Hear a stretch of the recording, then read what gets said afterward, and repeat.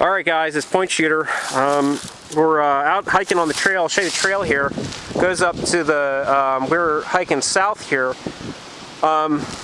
We were out here, this is a trail that's used by mountain bikers and horses.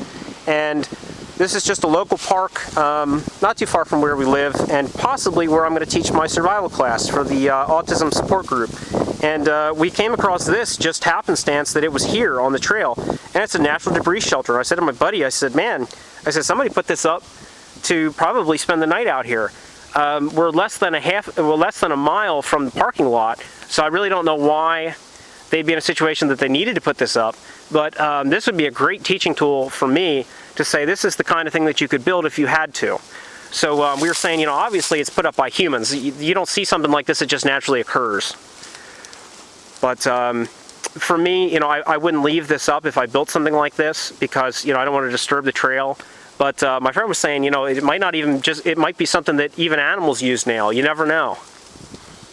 Yeah, I mean, something like this is man-made, obviously made by humans, but you know, it's like my buddy was saying earlier, you know, it's yeah, I mean, it's possible that, you know, something like this, it could be like, you know, some different people were hiking the woods late at night, and they, you know, like happened to like be in the woods, and you know, just like got lost and couldn't find their way back, and they had to build this thing to stay overnight. Like, we're gonna like lay down and sleep overnight, you know, because like my buddy was saying, it's possible like different times, you know, at night. I mean, around here the winters can get down to low 20s, even the teens.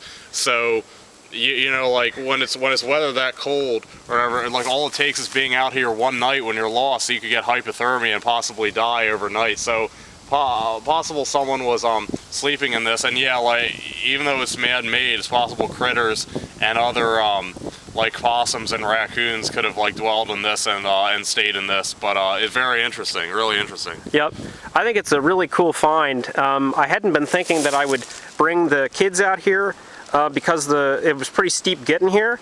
But at the same point, this is probably worth bringing them out here and just letting people know that, you know, they need to be in shape to be out here to do the trail. But you know, we're doing it, so if we can do it, so can they. But you see, there's a lot of down wood around here that if you had to survive in this area, you could do it. We saw birch bark earlier that would make good fire tinder. There's dry grass around. There's a creek right over this hill here, so you would have access for fresh water. Obviously, you have to disinfect it first. But yeah, awesome find.